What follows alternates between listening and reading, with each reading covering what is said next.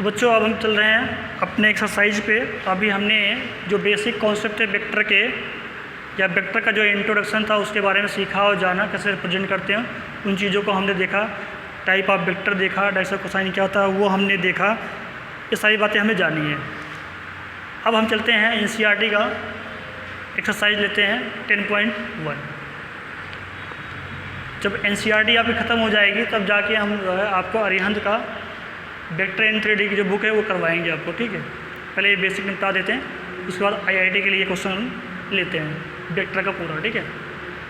तो चलिए देखते हैं पहला क्वेश्चन यहाँ पर जो दिया हुआ है, represent graphically a displacement of 40 kilometre, लिखा है 30 डिग्री ईस्ट ऑफ नॉर्थ, मतलब नॉर्थ से जो है नॉर्थ से ईस्ट की दिशा में 30 डिग्री पर क्या दिखाना है आपको, डिस्प्लेसमेंट दिखाना है। कितना, 40 किलोमीटर। तो कैसे दिखाओगे भैया, देखो दिखाना ईस्ट ऑफ नॉर्थ, मतलब कि जो नॉर्थ है ये आपका ईस्ट, ये वेस्ट, ये नॉर्थ, ये साउथ। अब ये नॉर्थ से जो है ईस्ट बोला, ईस्ट ऑफ नॉर्थ मतलब नॉर्थ से जो एंगल होगा वो नॉर्थ से होगा। नॉर्थ से कितना, 30 डिग्री, और कितना होगा, कितना, तो ईस्ट ऑफ नॉर्थ मतलब नॉर्थ से जो है ईस्ट की तरफ होना चाहिए। ये नहीं आपने इधर बना दिया वेस्ट की तरफ, ठीक है। तो ईस्ट की तरफ बनाया हमने, कितना, 40 किलोमीटर। तो आपको एक स्केल लेना पड़ेगा बताने के लिए, जो आप ग्राफ पेपर पे खींचेंगे। तो अगर मान लो मैं इतनी लंबाई का, इतनी लंबाई को मान लो हमने मान लिया 10 किलोमीटर, तो इतनी लंबाई हम और खींच लेंगे, ये 20 हो जाएगा। ऐसे और लंबाई ले लेंगे आगे हम, ये 30, ऐसे और ले लेंगे हम आगे 40। तो पूरा ये लंबाई जो है आपको ऐसे शो कर रहा होगा 40 किलोमीटर। देखो हमने 4 पोर्शन में लिया हुआ ना, 1 2 3 4, तो ये आपको जो है 40 किलोमीटर रिप्रेजेंट करता है। कितना हो जाएगा, 40 किलोमीटर आपको रिप्रेजेंट कर रहा है। ये है 40 kilometre east of north, displacement दिखा रहा है, ठीक है। अब आप यहाँ पे नाम दीजिए, ओ है मान लीजिए, आप कुछ ले लिया, बी है, ठीक है। तो आपका जो ओ बी है ये दिखा दिया आपने डिस्प्लेसमेंट, ये वेक्टर रहा, ये रहा आपका 40 किलोमीटर।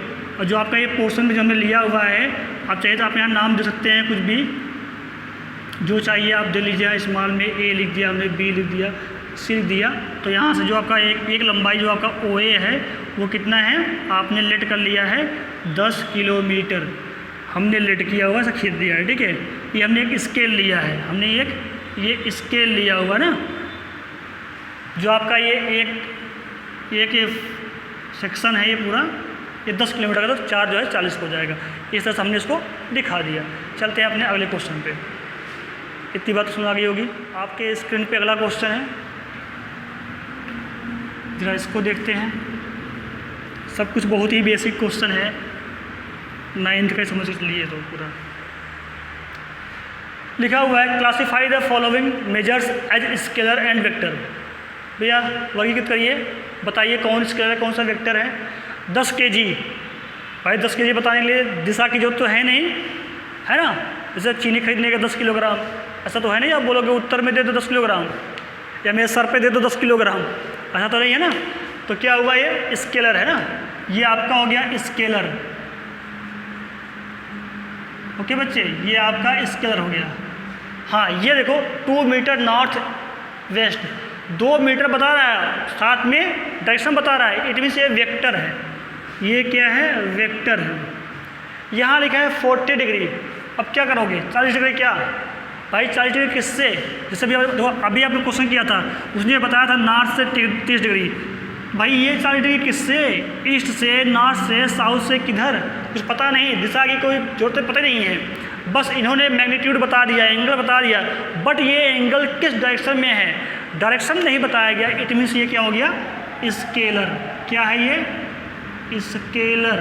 मैग्नीट्यूड बताया बट मैग्नीट्यूड का डायरेक्शन नहीं बताया कि भैया कि इधर इतने एंगल पे या इतने एंगल पे इधर किधर जाना है, या इससे इधर, कुछ अता पता नहीं है, इसलिए क्या है, स्केलर हो गया आपके लिए, है ना।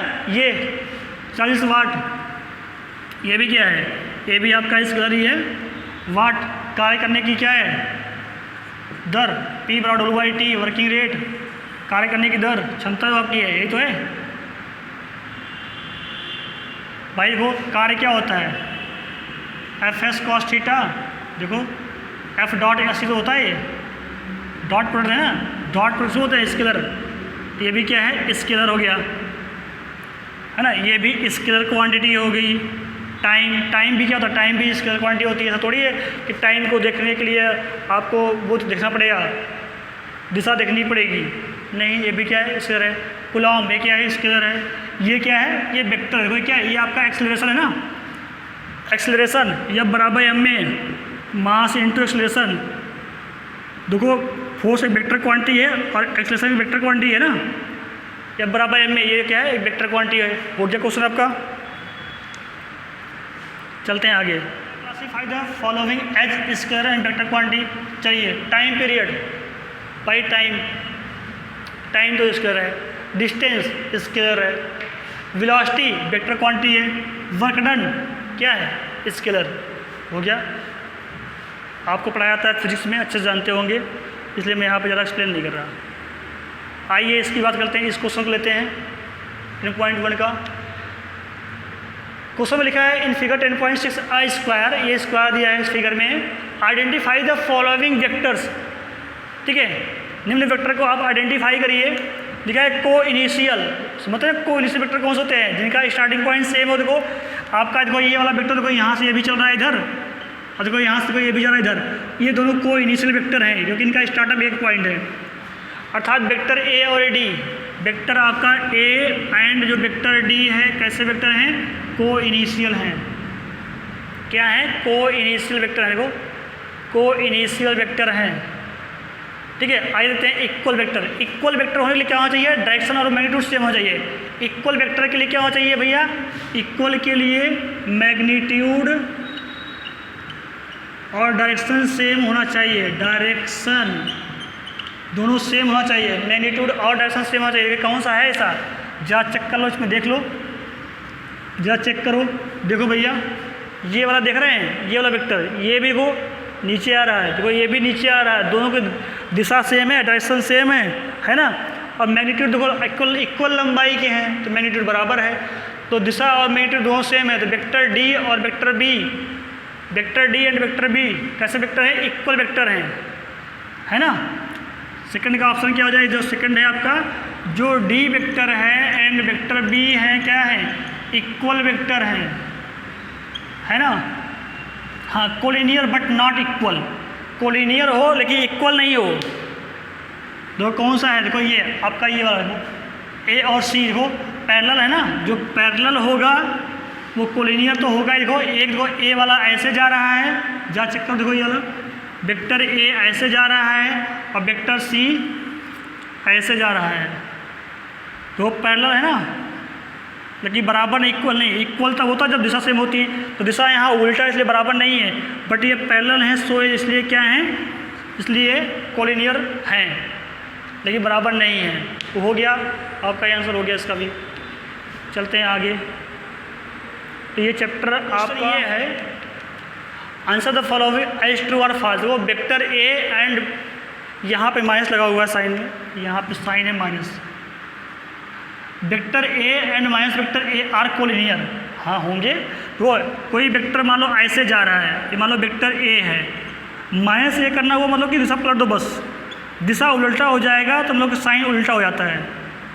ठीक है, अब भैया पैरेलल तो हो गए ना इनके, पैरेलल तो हो गए, पैरेलल हो गए, बस खत्म कहानी, ये कोलिनियर हो गए। हाँ सही है, ये ट्रू है, ये ट्रू है। लिखा है two collinear vector are always equal in magnitude. जो दो कोलिनियर वेक्टर होंगे वो हमेशा मैग्नीट्यूड में बराबर होंगे, नहीं कभी नहीं। मैं कहा था कोलिनियर होने के लिए पैरेलल हो जाए बस, छोटा बड़ा हो सकता है, डायरेक्शन में उल्टा हो सकता है, मैग्नीट्यूड कम ज़्यादा हो सकता है, ये बहुत कम हो सकता है। ठीक है, तो ये फॉल्स है ना। कोलिनियर होने के लिए बस यही होना चाहिए कि वो एक रेखा में आ जाए बस, और या तो पैरेलल हो। जरूरी नहीं है कि दिशा सेम हो और मैग्नीट्यूड सेम हो, कभी नहीं। मैग्नीट्यूड अलग अलग हो सकते हैं, दिशा अलग अलग हो सकते हैं, लेकिन वो पैरेलल होंगे या तो सीरियसली एक लाइन में आ रहे होंगे, तभी कोलिनियर होगा। इसलिए ये बात यहाँ का लिखा हुआ है। आगे लिखा हुआ है two vectors having same magnitude are collinear.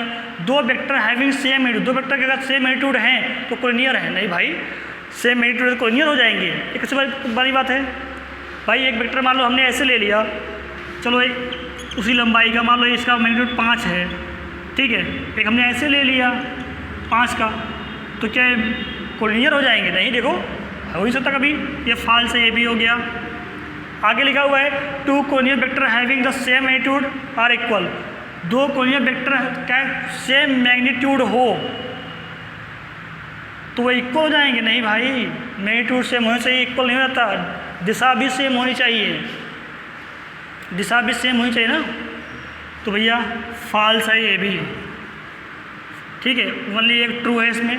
तो इस तरह से आपका एनसीईआरटी का चैप्टर नंबर 10.1 एक्सरसाइज नंबर 10.1 ख़त्म होता है।